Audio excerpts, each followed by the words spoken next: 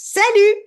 Aujourd'hui, je te présente une publication que j'ai vue passer sur un groupe de chiens, publication d'un membre anonyme, et je trouve que c'est un partage qui est très riche sur plusieurs aspects.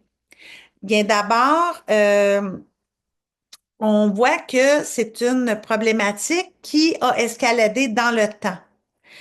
On voit également que cette personne-là a mis en place des stratégies au meilleur de sa connaissance, mais que ces stratégies-là ont été en fait des renforcements involontaires qui ont fait qu'accentuer le problème. Les impacts émotionnels que ça a engendré chez cette personne-là et aussi bien euh, les stratégies qu'elle emploie qui font en sorte que là, bien, ça occasionne des différends avec d'autres personnes.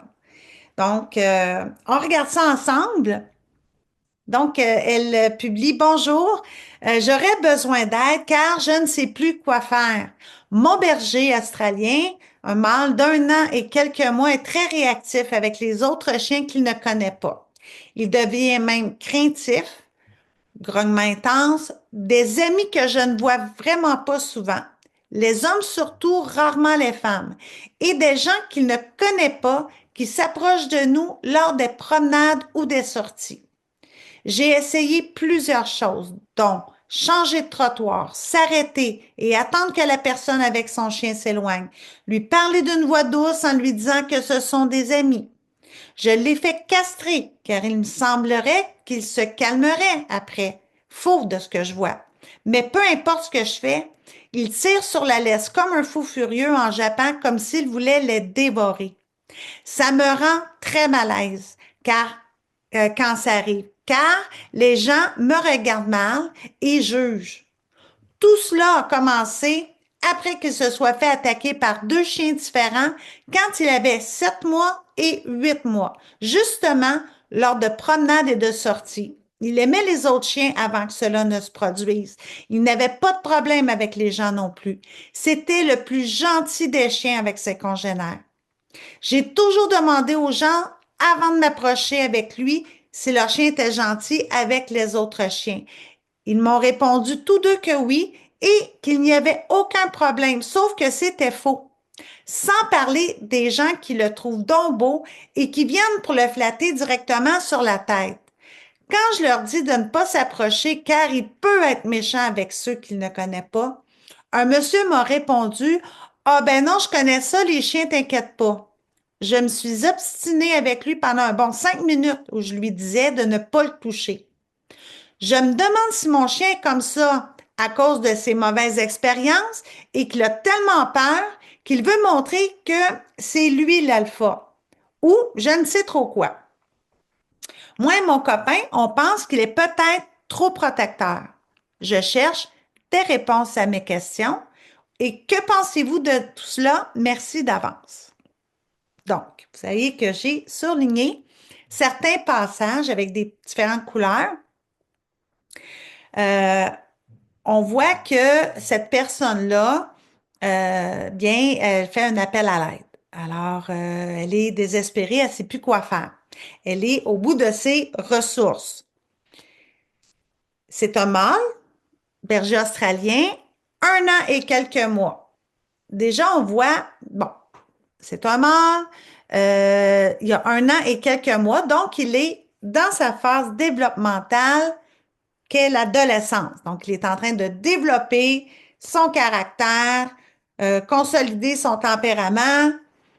Et, euh, et là, qu'est-ce qui arrive, c'est qu'il est très réactif avec d'autres chiens qu'il ne connaît pas. Donc, quand on regarde ça rapidement, on peut dire, bon, ben, tu sais, c'est l'adolescence, c'est normal, hein, c'est des crises là pour développer son caractère.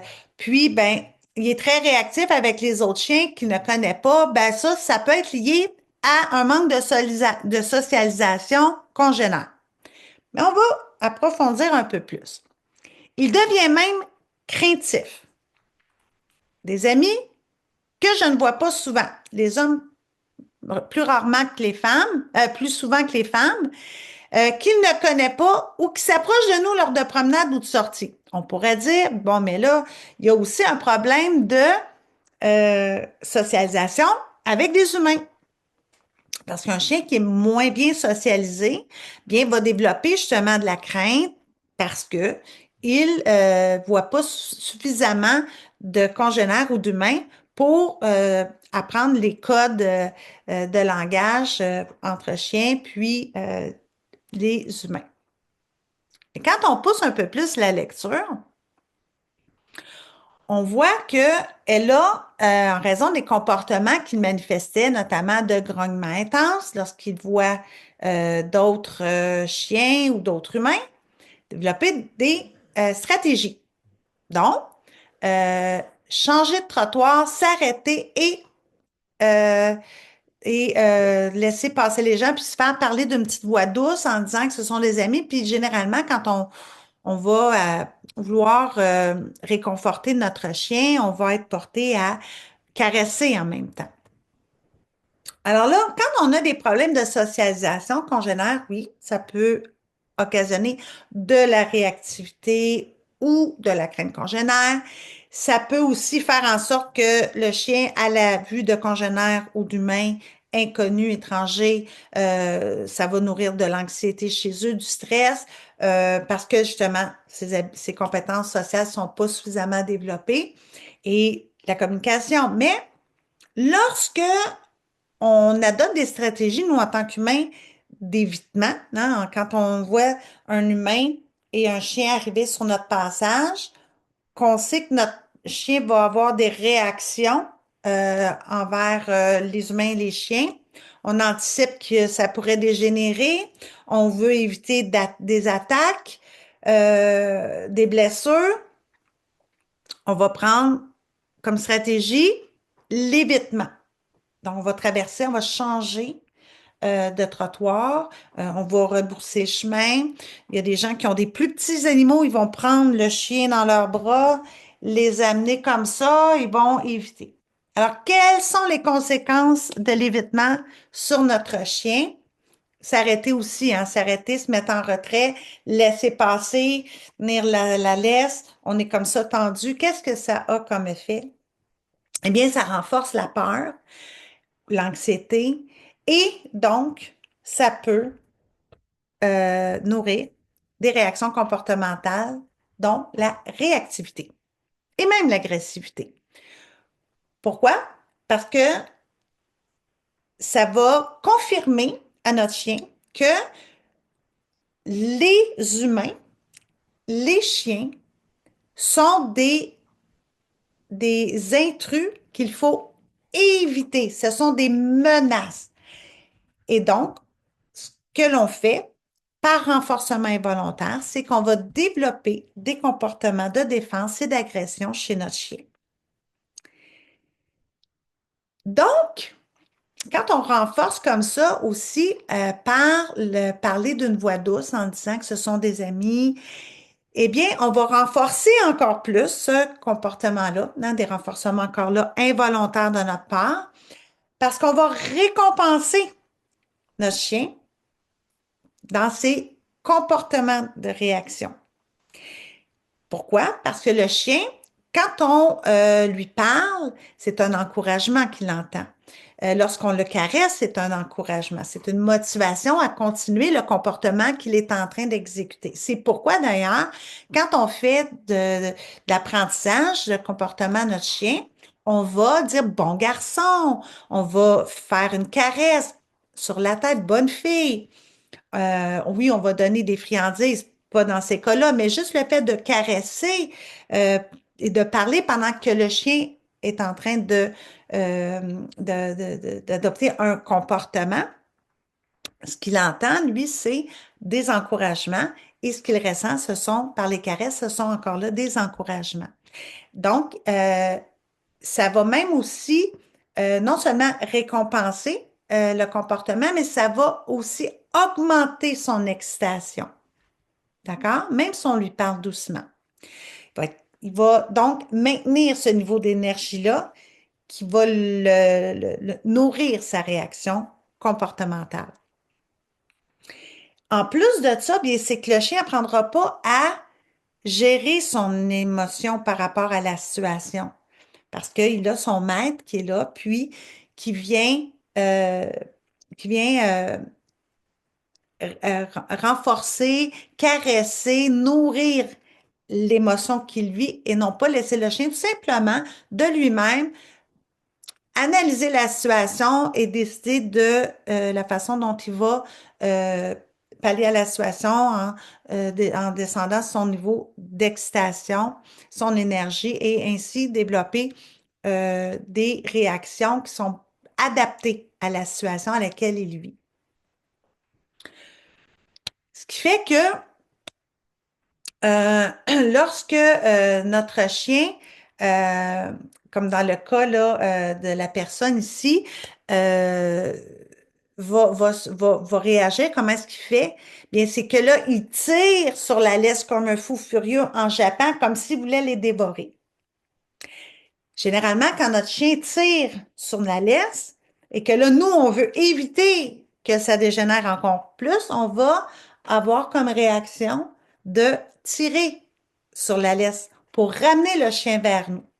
C'est encore là un renforcement de la réactivité parce que la tension qu'exerce la laisse contre le chien, bien, ça va venir accentuer la réaction comportementale et monter le niveau de stress chez le chien.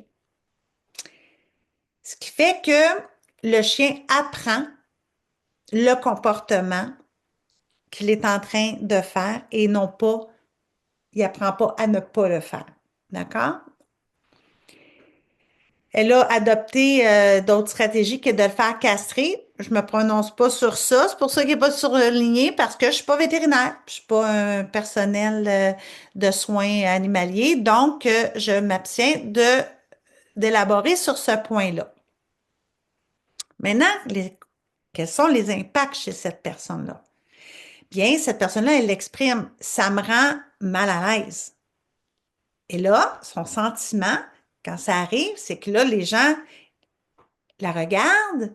Là, il y a la perception de soi, de sa perception de ses compétences en tant que maître du chien, à être capable de contrôler, de gérer son chien, de l'éduquer. Bien là, c'est que son image est affectée et c'est tout à fait normal. D'accord? Donc, parfois, il y a des stratégies qui sont employées quand des gens sont face à ces sentiments-là envahissants. Ils vont choisir l'évitement. Ils vont éviter les lieux où ils pourraient rencontrer des humains, d'autres chiens. Ils vont choisir des moments pour les promenades où il y a moins de possibilités de rencontrer des gens. Ils vont aller plus le soir, plutôt le matin. Ils vont éviter d'aller dans des quartiers où il y a plusieurs personnes qui promènent leurs chiens.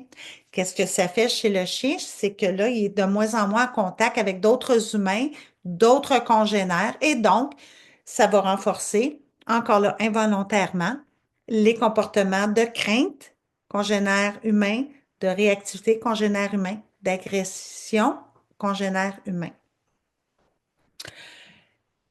Et en même temps, mais là, ben, cette personne-là, bien, elle se brime dans ses déplacements.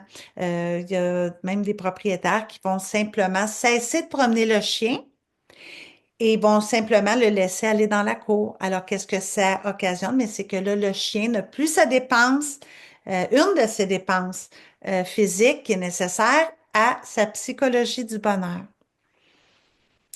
Mais cette personne-là, c'est tout à fait normal qu'elle va essayer de trouver des stratégies pour empêcher qu'il y ait de risques d'agression. Parce que là, on ne veut pas que le chien morde quelqu'un, morde un animal, ou même en agressant, lui-même se fasse agresser et que lui occasionne d'autres problèmes. Parce que on voit qu'il y a déjà un historique où le chien a vécu une situation que cette personne-là rapporte comme étant une attaque. Donc, il y a déjà deux expériences qui ont pu être justement euh, les éléments déclencheurs des réactions. Les stratégies employées ont été là comme des facteurs d'aggravation des réactions comportementales. Alors, si ces personnes avaient été, parce qu'on parle d'un couple, m- mettons on retournait dans le temps et à 7-8 mois, alors que le chien est encore un chiot, bien, et à la naissance là, de la phase développementale du chien pour l'adolescence, bien, s'ils avaient observé des comportements de crainte, de réactivité là, suite aux agressions, avaient consulté un éducateur canin, bien là, ils auraient pu tout de suite casser la crainte congénère parce que l'événement venait tout justement de se produire et il n'y avait pas eu de renforcement encore involontaire qui aurait été fait dans le temps. Parce que l'on parle que c'est presque une demi-année à peu près, là, si on se fie aux proportions de l'âge. D'accord? Donc, ça fait plusieurs mois que les renforcements involontaires ont été mis en place et donc, on parle maintenant de comportements de crainte et d'agressivité qui sont ancrés. Alors là, ça prend une rééducation comportementale. On doit déconditionner le chien des comportements de crainte donc et d'agressivité pour conditionner de nouveaux comportements euh, pour être capable de travailler la socialisation congénère et humain. D'accord? Là, elle dit ici qu'elle a toujours demandé aux gens de s'approcher avec lui. Moi, ça, je suis bien d'accord avec ça. On ne connaît pas les chiens, on ne connaît pas leur historique. Justement, on peut avoir des chiens qui ont de la réactivité, de l'agressivité. On veut prévenir des agressions. Alors, c'est tout à fait normal de dire aux gens, attendez, je ne veux pas que vous touchiez mon chien comme ça sans me le demander. Je vais demander à mon chien d'aller vous voir. Moi, c'est comme ça que je travaille avec Billy. Alors, si quelqu'un veut flatter mon chien ou s'approche pour flatter mon chien, tout de suite, j'ai un instant, je vais dire à Billy d'aller vous voir. Pour comme ça, bien, Billy, lui, il a appris qu'il ne va pas voir les gens comme ça, spontanément. Il va attendre que je lui donne l'autorisation. D'accord? Et ça, c'est tout à fait normal. Et si je ne veux pas que l'on caresse mon chien, parce que Billy, c'est un chien de service, un chien d'assistance médicale, donc il ne doit pas être touché quand il est en travail, bien, parfois, après, quand tu as terminé, bien, je vais lui donner l'autorisation. C'est beau, tu peux aller voir la personne. Et là, il sait, ah, OK, là, j'ai le droit.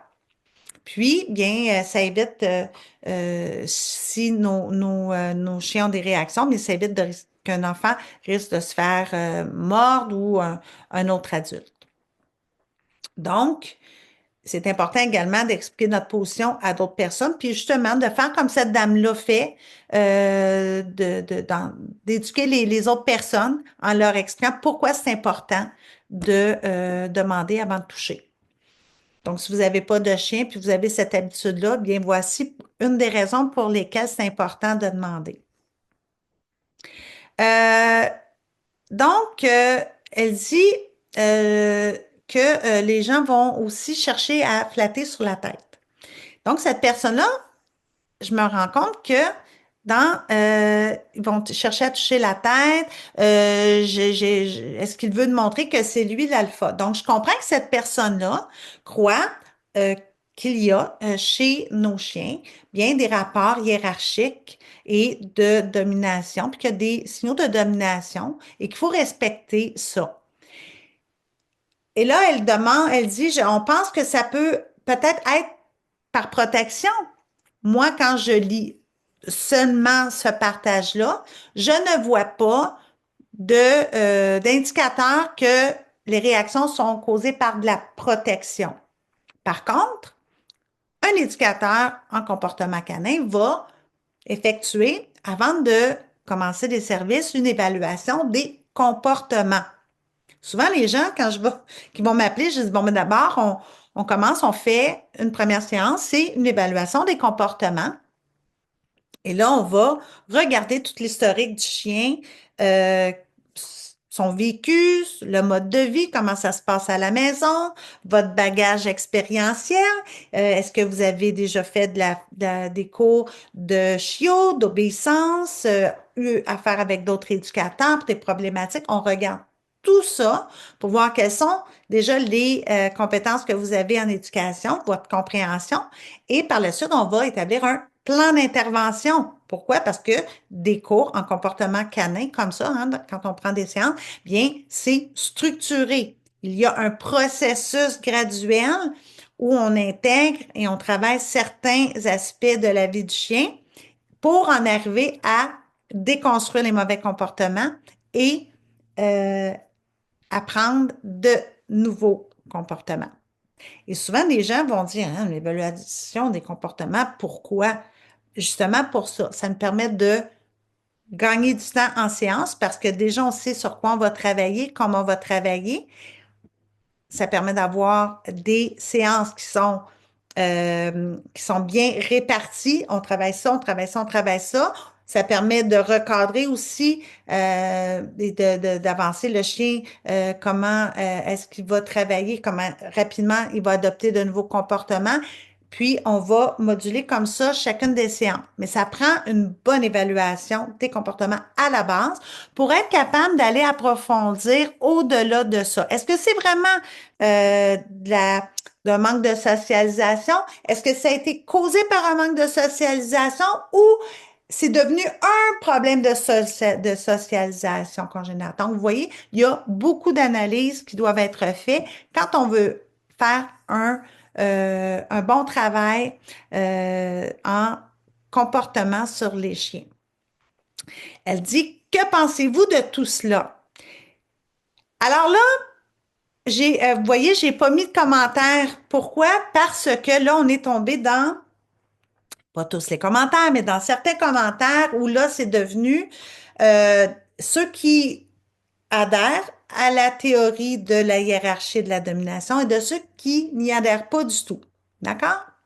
Moi, je pense qu'il est important de respecter les croyances de nos clients et que lorsqu'on choisit un évaluateur, un éducateur ou une éducatrice en comportement canin, bien, on doit avoir un bon système de valeurs au niveau des valeurs d'éducation, puis des croyances justement à travers comment ça se passe dans l'organisation sociale du chien.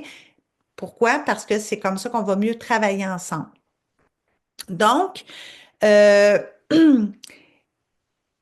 dans la description, je vous mets naturellement l'entrevue du Dr. Mitch avec Pat Leader Dog, qui est un psychologue canin.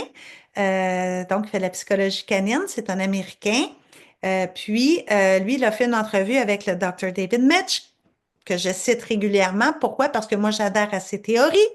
Et lui explique très clairement, bien, comment c'est, qu'est-ce qu'on qu'est-ce que c'est exactement la hiérarchie et le système de domination chez les loups et les chiens? Tel qu'il les a observés, c'est un éthologue expérimenté.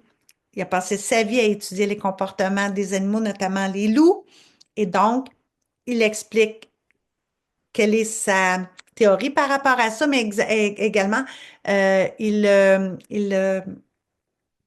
recadre l'interprétation qui a été faite de ce qu'il avait dit dans son livre écrit dans les années en 99, je crois. Là, en fait, il avait écrit un livre dans les années 70, puis en 99 environ, il avait revu un peu sa théorie et là, ça a été rattrapé par certains éducateurs qui ont interprété de façon erronée, ce sont ses mots, ses propos. Donc, je vous mets l'entrevue comme à chaque fois pour que vous alliez valider directement ce qu'il a dit. Donc, je lui dirais à cette personne, si elle m'avait appelé, que, bon, moi, comme je suis de l'approche qui croit qu'il y a un système de hiérarchie sociale à l'intérieur, parce qu'on parle d'un système de collaboration entre les animaux, et donc entre les animaux et nous, et c'est important pour eux de connaître leur position au sein de la meute, Et effectivement, il y a des zones de domination chez le chien, ce qui fait qu'effectivement, une personne qui irait flatter sur la tête d'un chien qui est très haut, hein, comme elle dit ici, dans son côté alpha, bien, pourrait se retourner et mordre la personne. D'accord? Donc, ça, c'est important. Et elle dit, cette personne-là, je cherche des réponses à mes questions. Eh bien, moi, je répondrais à cette personne que la meilleure stratégie pour vous aider avec votre berger australien d'1 an et quelques mois, jeune, euh, fougueux, adolescent, bien, je dirais, contacter un éducateur en comportement canin de votre secteur. Faites vos recherches. Informez-vous sur ses compétences, hein, qu'est-ce qu'il a fait comme formation, c'est quoi son approche éducative, quelles sont ses croyances au niveau du système d'éducation canine, hein, puis voir si ça correspond au vôtre. Puis, appelez-en plusieurs et faites vos comparaisons, puis allez vers celui envers lequel ou laquelle vous sentez que vous aurez des bonnes techniques qui vont vous être enseignées pour être capable de pallier les problématiques que vous rencontrez. Parce que lorsqu'on parle d'agressivité, de réaction agressive, tant chez le congénère que chez le chien, il est très important de de régler ces problématiques-là parce que on veut éviter des blessures, tant chez les animaux que chez les humains, et les conséquences qui suivent des agressions. Alors, j'espère que cette analyse de cas vous a été, en fait, que vous avez été satisfait et que ça vous a apporté certaines réponses à vos propres questions. Puis, gênez-vous pas de mettre en commentaire si vous avez d'autres questions par rapport à ce cas-là. Puis, si vous-même vous avez observé certaines choses, quels sont vos commentaires par rapport à ce que vous avez entendu? Si vous avez aimé ça, faites un pouce. Gênez-vous pas de partager non plus pour faire connaître ma chaîne, puis partager à des gens qui pourraient être susceptibles de bénéficier de l'analyse que je viens de faire. Puis, je vous dis abonnez-vous à ma chaîne, comme ça, bien, chaque fois que je vais mettre en ligne une vidéo, bien, vous serez informés. Alors, sur ce, bien, je vous dis à la prochaine!